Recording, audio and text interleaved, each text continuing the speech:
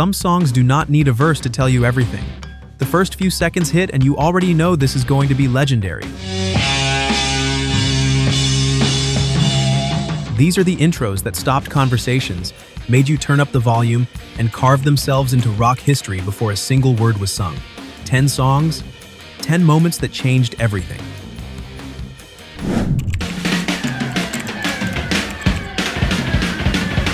Ritchie Blackmore and Ronnie James Dio created something that sounded like a fantasy epic compressed into 8 minutes. But before any of that mattered, there was the intro, a classical guitar arpeggio that could have been plucked in a medieval castle, building slowly with orchestral strings that gave it a cinematic scope most rock bands would not dare attempt. The genius was in the patience.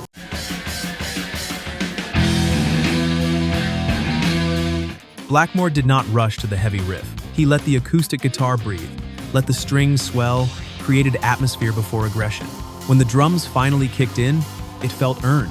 This was not just a rock song starting, it was a story beginning. Stargazer proved that metal could be sophisticated without losing power, that you could incorporate classical elements without sounding pretentious. That intro set a template that bands from Iron Maiden to Metallica would study and borrow from.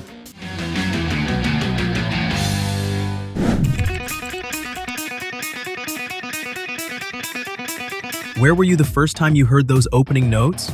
Because if you were anywhere near a radio or MTV in 1990, you remember.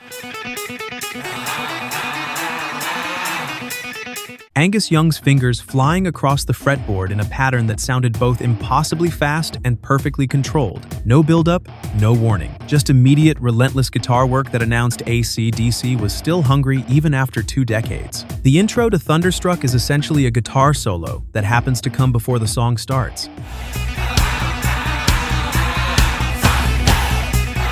Angus played it with such precision that it became as recognizable as any vocal hook. The technique was not revolutionary, but the execution and the tone made it iconic. What made it brilliant was how it set expectations. By the time Brian Johnson started singing, you were already pumped. Sports arenas worldwide figured this out immediately. Thunderstruck became entrance music because that intro made you feel invincible.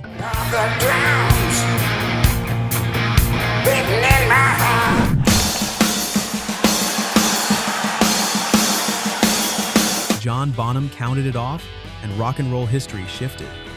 4 drum hits, then that primal rhythm that sounded like it had existed since the beginning of time. The intro to rock and roll was not complex or technical. It was fundamental. Bonham's drums and Jimmy Page's riff locked together so tightly that they became one instrument. The brilliance was in the simplicity. Page used a basic blues rock riff that Chuck Berry could have played, but he gave it a weight and urgency that felt modern. The intro lasted only seconds, but those seconds contained the entire essence of what rock and roll was supposed to be. Raw, energetic, fun. This was Led Zeppelin stripping away all the mysticism and experimentation and just hitting hard. The intro announced that this was not going to be a 7-minute epic. This was going to be direct, physical, uncomplicated.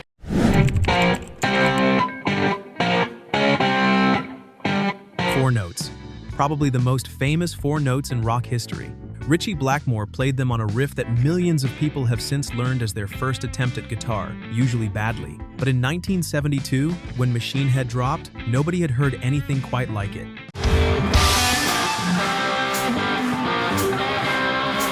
The tone was thick and slightly dirty. The rhythm was hypnotic. What made the intro genius was not the notes themselves, but the space between them. Blackmore did not rush. He let each note breathe before moving to the next. Ian Gillan and Roger Glover have both said the riff wrote itself in about 5 minutes during a jam session. The intro became so ubiquitous that it is easy to forget how powerful it was in context. This was Deep Purple's response to a real event. The casino fire in Montreux that they witnessed. The riff captured something ominous and hypnotic, like watching flames spread.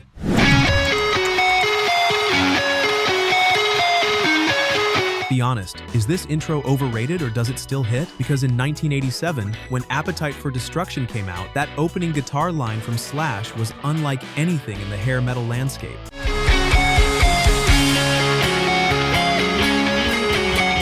While other bands were doing flash and speed, Slash played a circular, almost delicate pattern that sounded bright and hopeful. The intro worked because it was melodic in a way that hard rock rarely attempted. Slash has said he was just warming up, playing a finger exercise, when the rest of the band heard it and recognized something special.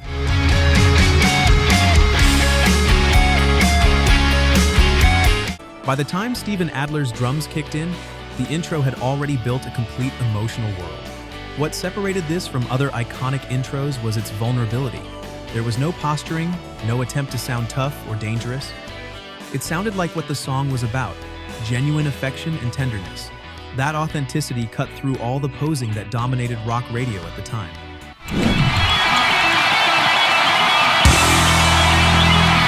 Alex Lifeson opened with a riff that combined the aggression of hard rock with the complexity of progressive music and somehow made it sound accessible. The intro to The Spirit of Radio moved through multiple sections in under 30 seconds, each one flowing into the next so naturally that you did not notice you were listening to something technically demanding. The guitar tone was bright and cutting, very different from the darker sounds dominating rock at the time. When Geddy Lee's bass joined in, walking up and down the scale with melodic intelligence, it created a conversation between instruments. Neil Peart's drums were busy but never cluttered.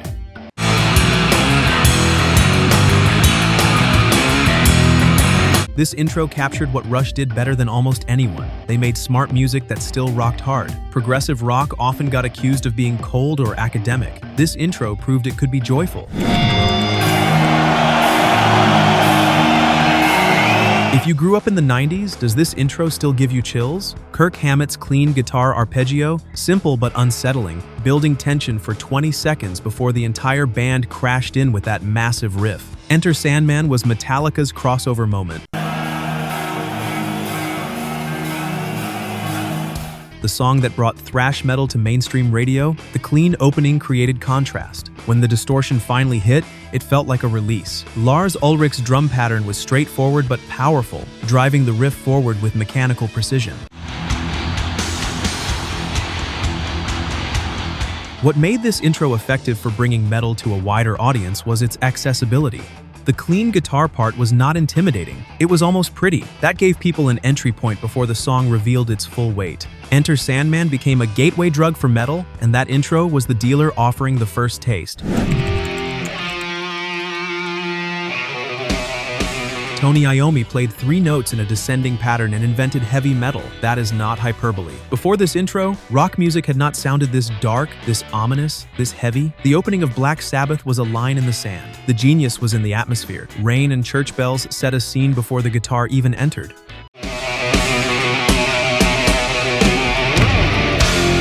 When Iommi's riff finally emerged, slow and doom-laden, it sounded like something rising from underground.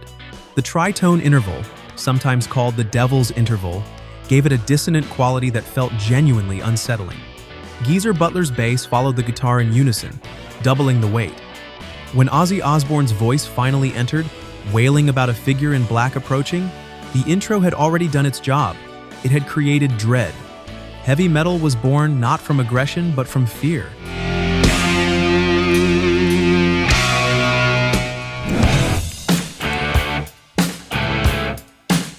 In 1980 DC returned after the death of Bon Scott with a new singer and a statement, they were not done. The intro to Back in Black opened with one of the most perfect rock guitar tones ever recorded. Malcolm Young's rhythm guitar, tight and compressed, created a foundation so solid you could build a house on it. The intro was pure groove. Phil Rudd's drums were economical, just hi-hat and snare keeping time, letting the guitars do the talking. The production, by Mutt Lange, gave everything space and clarity. Each instrument occupied its own frequency. What made this intro iconic was its confidence. AC/DC had every reason to pack it in after losing their frontman. Instead, they came back with an intro that announced they were not just surviving, but thriving. It was a masterclass in less being more, in groove trumping flash. 1980. The same album as Back in Black, but this was the opener, the first thing anyone heard. And it did not start with guitar. It started with a bell, a real bell, recorded specifically for this song, tolling slowly like a funeral march. For over a minute, just the bell and subtle guitar ambience, building tension, making you wait. When the band finally entered, It was with a riff so massive it felt like a tectonic shift. Brian Johnson's voice, entering for the first time on an AC/DC record, was raw and powerful. A different energy than Bon Scott, but no less compelling. The bell was the stroke of genius. It served multiple purposes. It was a memorial for Bon Scott, it created atmosphere, and it gave the song an identity that no other rock track had. The intro proved that sometimes the most powerful move is not to hit hard immediately, but to let the anticipation build until the release becomes inevitable. 10 intros. 10 moments where everything stopped and rock history shifted. Some were simple, some were complex, but all of them shared one thing. They made you feel something before a single lyric was sung. They reminded us why we fell in love with rock and roll in the first place, because the right sound at the right moment can change everything. Which one still gives you chills? Because if you have to think about it, you are not listening loud enough.